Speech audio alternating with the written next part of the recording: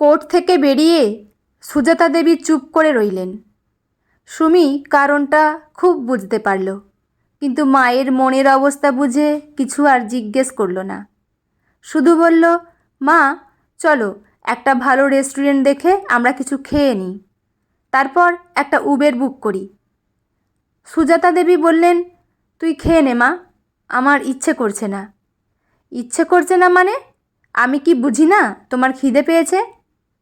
হ্যাঁ, তা যদি বুঝতিস তাহলে আমার খেতে ইচ্ছে না করার কারণটাও বুঝতিস। সুমি আস্তে করে বলল, হ্যাঁ মা, আমি সেটাও বুঝেছি। আমি জানি তুমি এই ব্যাপারটা মেনে নিতে পারছো না, কিন্তু এছাড়া আমার আর কোনো উপায় ছিল না মা। তুমি তো সব জানো, বোঝো। তবে আমি আর এখন অন দ্য ওয়ে এসব আলোচনায় যেতেই চাইছি না। খুব টায়ার্ড আমি, আর খুব খিদেও পেয়েছে। কিছু খাই চলো। তোমার যা বলার বাড়ি গিয়ে বলো। একটা ভালো রেস্টুরেন্ট দেখে ওরা খেতে ঢুকলো। খেতে বসেও সুজাতা দেবীর খাওয়ার কোনো মন নেই। সুমিও মাকে ওরকম দেখে তেমন কিছু খেলো না। রেস্টুরেন্টের বিল মিটিয়ে বাইরে এলো উবের বুক করার জন্য। ঘণ্টা দুয়েকের মধ্যেই ওরা বাড়ি চলে এলো। সুজাতা দেবী কোনো কথা না বলে নিজের ঘরে চলে গেলেন। সুমি ফ্রেশ হয়ে মায়ের পাশে গিয়ে বসল। আস্তে আস্তে মেয়ের মাথায় হাত বুলিয়ে দিতে লাগলো। এ কি, তুমি কাঁদছো মা? তোমার মেয়ে তোমার কাছে আছে, সে বেঁচে আছে, কেউ তাকে মারতে পারেনি। আচ্ছা মা, আজ যদি আমার ডেড বডিটা তোমার কাছে আসতো, তাহলে কি তুমি আজকে বেশি কষ্ট পেতে না এর থেকে? সুজাতা দেবী সুমির মুখে হাত দিয়ে বললেন, চুপ কর, তুই চুপ কর। কোনো মা চায় তার মেয়ের সংসার এমন ভেঙে যাক? তুই বুঝবি না এই যন্ত্রণা। তোর বাবা আজ বেঁচে নেই, আমার শরীর ভালো নেই, আমার কিছু একটা হয়ে গেলে তুই কোথায় থাকবি? তোকে কে দেখবে বল?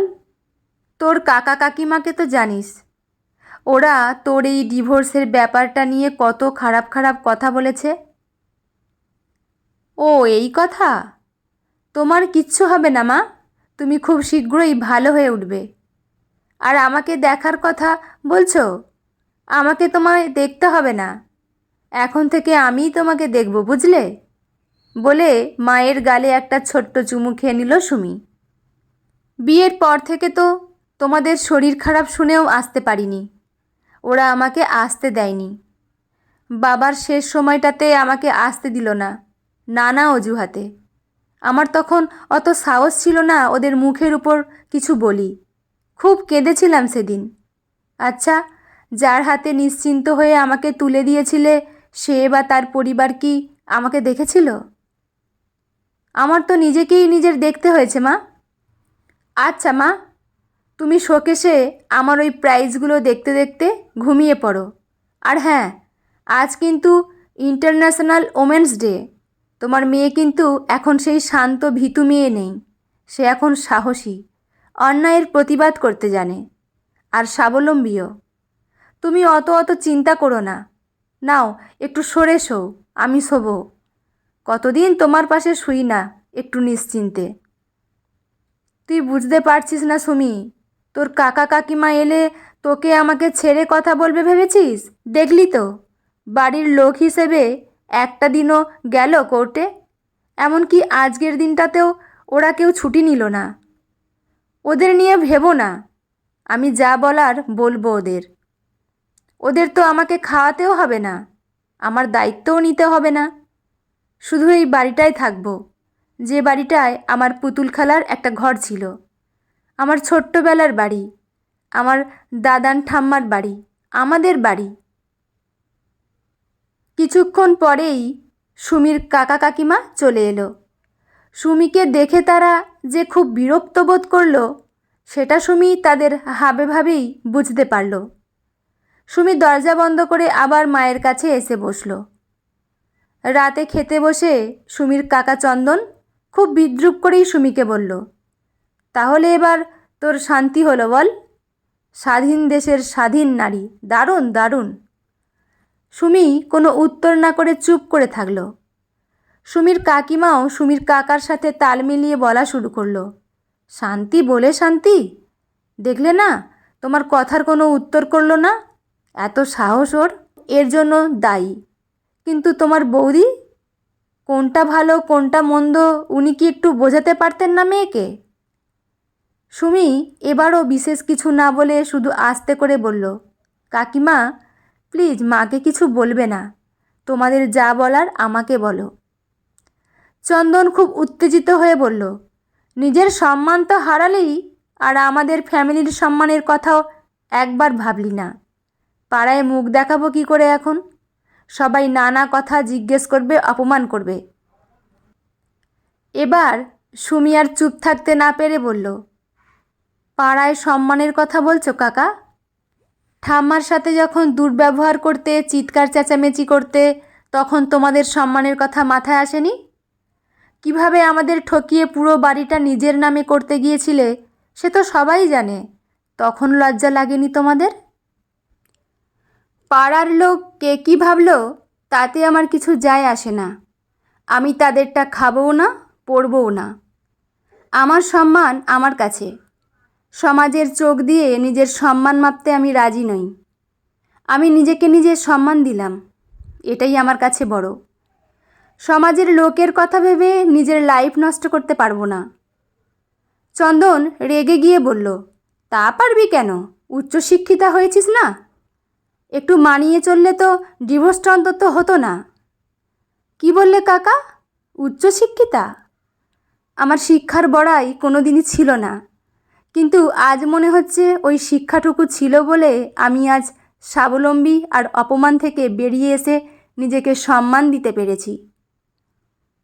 আর মানিয়ে চলা, যেগুলি মানানোর সেগুলি তো আমি অনেক মানিয়েই চলে আসছিলাম, কিন্তু অন্যায়কে মানতে পারছিলাম না। আর অন্যায়কে মানানো মানে তো অন্যায়কে সাপোর্ট করা, নিজেকে দুর্বল ভেবে ভয় করা। একটা কথা বলতে বাধ্য হচ্ছি কাকা, পরিবারের হয়েও কোনো দিন তো পাশে দাঁড়াওনি আমার, কিছু বলিনি তোমাদের, কিন্তু আজ বলছি, প্লিজ আমার ব্যাপারটা আমাকেই ভাবতে দাও। কেন? মানাতে বলে কি কিছু ভুল বলেছি? তোর বন্ধু রূপা তো সব কিছু মানিয়ে দিব্যি আছে, পরিমল তো ওর সাথে কম খারাপ ব্যবহার করেনি, অথচ তোর কাকিমার ফেসবুকে ওদের ছবি দেখে কত ভালো লাগে, আর তুই ছি ছি। তাই কাকা আমার হাসি পাচ্ছে। আচ্ছা কাকা, তুমি কি জানো পরিমলদা এখনও রূপাকে মারধর করে, অন্য মেয়ে বউদের দেখলে টিচ করে, গান করে।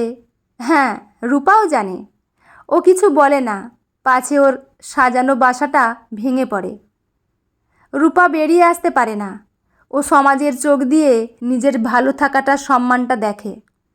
সবাই জানবে ও ভালো আছে, কিন্তু ও নিজে জানে ও একদমই ভালো নেই। এটা কি জীবন যে নিজের জন্য বাঁচে না?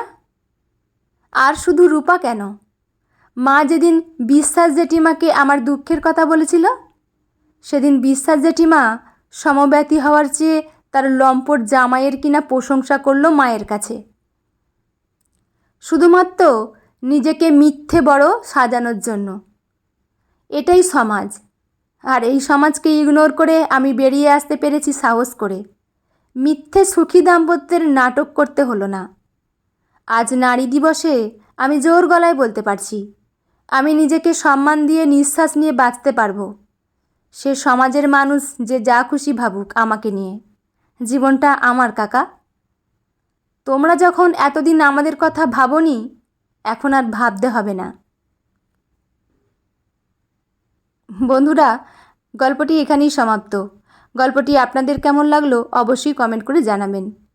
লেখা উমা ভট্টাচার্য, পাঠে আমি রিমি। দেখা হচ্ছে পরের কোনো গল্প নিয়ে। ভালো থাকবেন সবাই, ধন্যবাদ।